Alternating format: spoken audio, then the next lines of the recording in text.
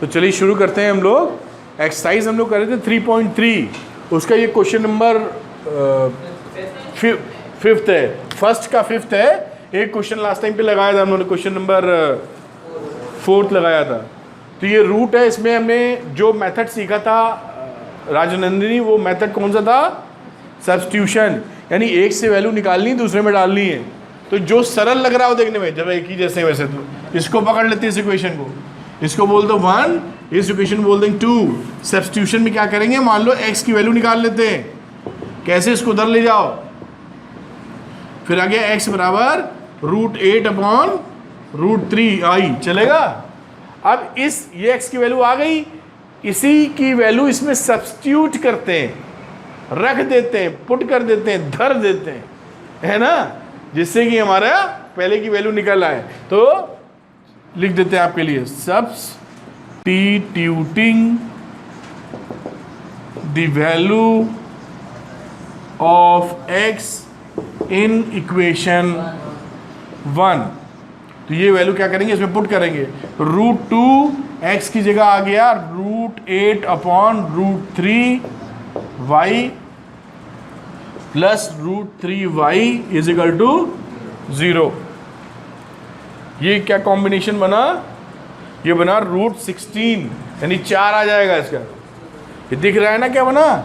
√16/√3y plus √3y is equal to 0। √16 का मतलब होता है 4, तो 4, 5 और √3 ले लो एलसीएम, तो √3 इंटू √3 ये हो गया ना। लिख दे 3 सीधे, समझ पाओगे? ये समझ पाए ना 3 कैसे है? बहुत बढ़िया। अब ये √3 तो निकल गया यहाँ से, ऊपर बचा 7y, सही लिखा है, 7y इज इक्वल टू 0, तो y बराबर 0। एक तो वैल्यू आई y बराबर 0। अब y बराबर 0 इसमें पुट कर दो ये x की वैल्यू के लिए, तो x बराबर √8/√3y, y की जगह क्या रख दिया है? 0, तो ये भी 0 आ गया। तो इसका सोल्यूशन क्या मिलेगा? x बराबर 0 एंड y बराबर 0।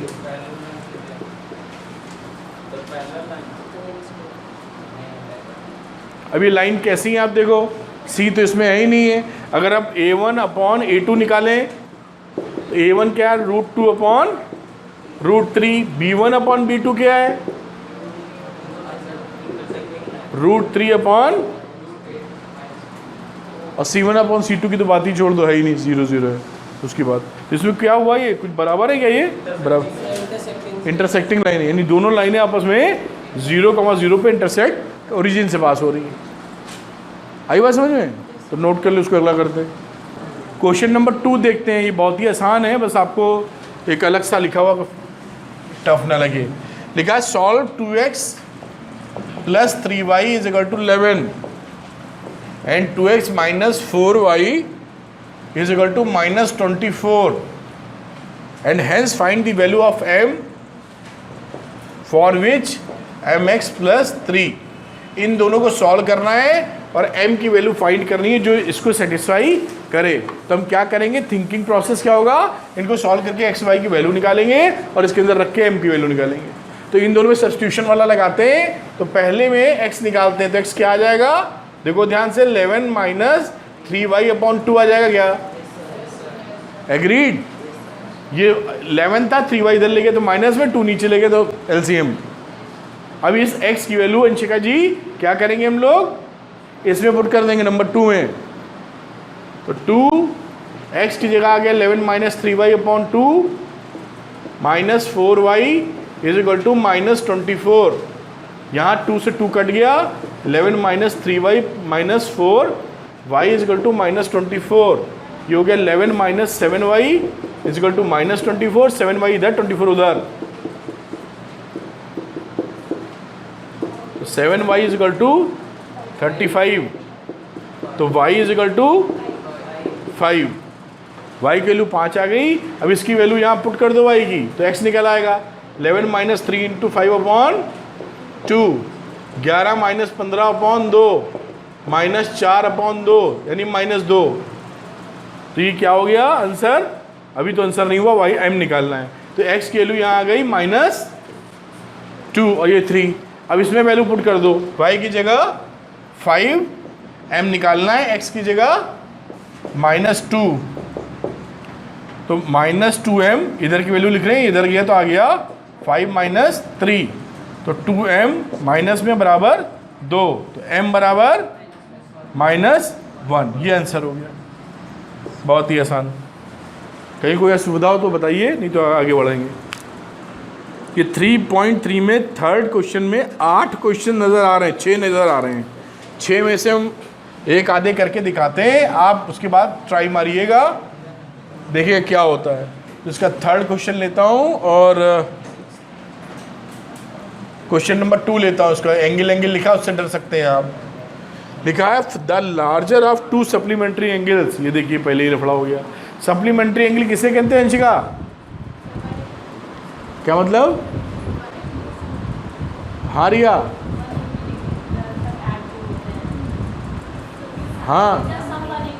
हाँ वो 2 एंगल सप्लीमेंट्री कहलाते हैं जिनका सम 180 डिग्री होता है। तो लिखा है the larger of 2 supplementary angles. अगर 2 एंगल सप्लीमेंट्री हैं तो x + y बराबर 180 हो जाएगा। x और y दोनों एंगल से, ज़्यादा मैं लिख नहीं रहा हूँ, समझ पा रहे होंगे आप। अब लार्जर जो इसमें से बड़ा है, मान लेते हैं x बड़ा है, exceeds the smaller y 18 degree, तो x बड़ा है अगर, तो x - y = 18 डिग्री हो गया according to question. Find them, हो गई 2 इक्वेशन खड़ी, है ना। तो ये हम लोगों ने सब्स्टिट्यूशन मेथड पढ़ रखा है, इससे x की वैल्यू निकाली तो 18 डिग्री + y आ गई, और इस x की वैल्यू को पहले वाले में सब्स्टिट्यूट कर देंगे हम लोग, सब्स्टिट्यूट कर देंगे। तो x की जगह रखा 18 + y = +y = 180 डिग्री। तो ये हो गया 18 + 2y = 180 डिग्री। तो 2y = 180 - 18 कितना होता है? 172 डिग्री। तो y बराबर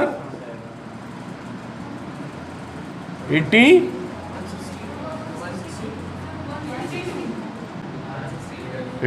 ये 163 होगा, 162 होगा, तो 81 हो गई वैल्यू, तो फिर है ना y 81। अब ये y की वैल्यू फिर इसमें डाल दो, तो x बराबर 18 डिग्री + 81 डिग्री। तो x कितना हो गया? 80, 90, 99, है ना। ये बड़ा एंगल हो गया 99, और छोटा एंगल कितना होगा इससे? हाँ, x - y है ना, x बड़ा था तो y कितना होगा? x - 18, इसमें 18 घटा दीजिए तो y कितना आ गया? y तो आ ही चुका है, तो ये x और y दोनों आ चुके हैं। बहुत ही सरल सवाल था, ठीक। नोट कर लो, अगला करते शिवेंद्र। ये लो तीसरा भी देखो, ये भी बहुत ही बच्चों वाला सवाल है। थोड़ी प्रैक्टिस कर लेंगे तो आप सोचेंगे इससे तो ओरली हो जाएंगे। नहीं, बता देता हूँ। The coach of a cricket team buys 7 bats, 7 bat और 6 बॉल्स लिए हैं। तो हम मान लेते हैं जो बैट है ना, ये @ वाला होता है। @ कितना है? x rupees. ये @ का मतलब है एक बल्ले का नाम, @ इसको बोलते हैं @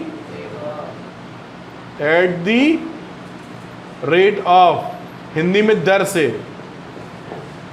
किस दर से बेचा जा रहा माल, दर समझते हो? तो बैट ये, और बॉल भी साथ में थी विकास, तो बॉल की कहानी की मान लेते हैं y रुपीज़। अब 7 बैट्स हैं, तो 7 बैट हो गए, 6 बॉल्स हो गई, और दोनों मिला के कितने की आ गई? 3800 रुपये की। She buys 3 bats + 5 balls for ₹1750। Find the cost of each bat and ball. दोनों को सॉल्व करना है, x y की वैल्यू निकालनी। इन सवालों में ध्यान से पहले पढ़िएगा, लैंग्वेज क्वेश्चंस हैं, पहले इक्वेशन बनानी आनी चाहिए। जब इक्वेशन बना लेंगे तो फिर प्रोसेस होगा सॉल्व करने का। तो इक्वेशन कैसे बनानी ध्यान से आप समझ पाए होंगे। अब यहाँ सब्स्टिट्यूशन करना था, तो ये छोटी वैल्यू रख ली, इससे निकाल लो x की वैल्यू। तो x बराबर कितना आएगा 1750 माइनस 5y/3, और इस x की वैल्यू ऊपर वाले में पुट कर देंगे। इस x जिससे निकाला उसी में ना पुट कर देना, नीचे कट के 0 हो जाएगा। दिखाया था एक बार हमने जब पूछा था इसने, आयुष ने। तो ऊपर रखा 7 1750 5y/3 प्लस 6y = 3800। तो देखो कितना होता है इसमें, 17 × 1750 माइनस 35y, एलसीएम ले लो 3, तो प्लस 18y बराबर 3800, है ना। 7 से मल्टीप्लाई किया तो कितना है, 7 × 5 = 35, 3 403 52 5 1225, गलत लिखा है क्वेश्चन में, 1750 है तो एक 0 और लगेगा। ठीक है, और ये हो गया कितना 17y, और यहाँ 3 से इसको मल्टीप्लाई करोगे, 3 × दिस क्वांटिटी, तो 8 × 3 = 24, 2 3 × 9 2 11, इतना आया गया। तो 17y कितना आ गया, 12250 माइनस 11400, 0 से 0 0, 5 से 0 5, 12 में से 8 गए, 4 गए 8, 11 में से 1 गया 0, 1 में से 1 गया 0, 850। कितने बार जा रहा होगा ये, ऐसा लगता है 5 बार जाना चाहिए। तो y की वैल्यू हो गई 850/17, यानी 5 आ गया है, 5 नहीं है 50, 500 रुपये, 50 रुपीज़ आ गया। ये क्या था हमारा, बॉल का दाम, 50 रुपये की गेंद है, और ये 50 रुपीज़ कहाँ पुट कर दीजिए आप, इसमें। तो ये आ गया 1750 माइनस 5 × 50/3, तो ये 1750 में से 250, तो ऊपर आ गया 1500/3, यानी 500 रुपये। तो 500 रुपये का बैट हो गया आंसर, और 50 रुपये की बॉल हो गई, ख़त्म हो गया। ये ऐसे एग्जाम में आ जाते हैं आपके सवाल। 6th वाले में लिखा 5 years hence। 5 year hence का मतलब होता है 5 साल बाद, 5 years ago होता है वो, 5 year hence का मतलब 5 साल बाद। तो ऐसे क्वेश्चन में प्रेजेंट एजेस मान लेनी चाहिए, तभी कर पाएंगे सवाल आप। तो प्रेजेंट एज क्या है, कौन कौन है इसमें, जैकब, इनकी मान लेते हैं x years प्रेजेंट एज, और कौन है इनके सुपुत्र सन, y years।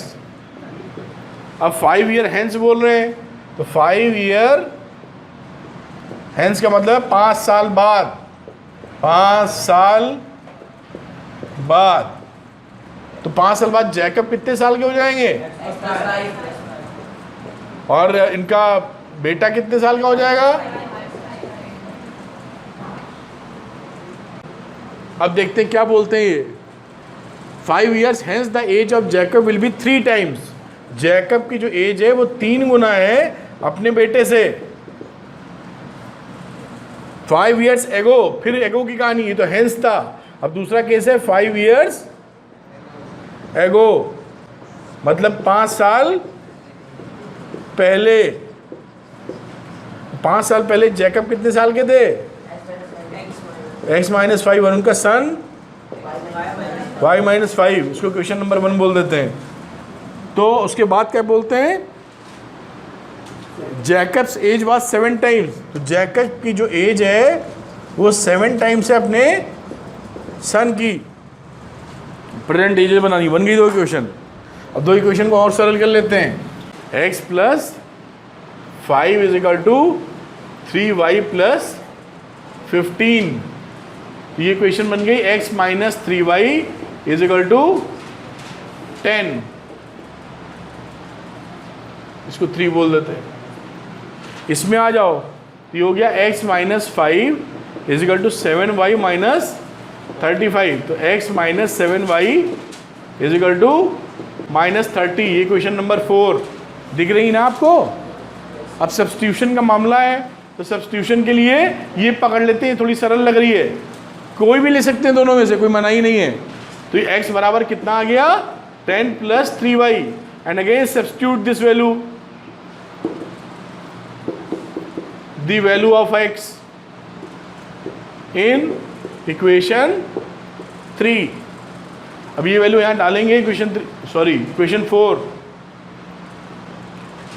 तो यहाँ वैल्यू डालेंगे तो x की वैल्यू क्या लिखेंगे इसमें 10 + 3y और यहाँ हो गया -7y बराबर -30।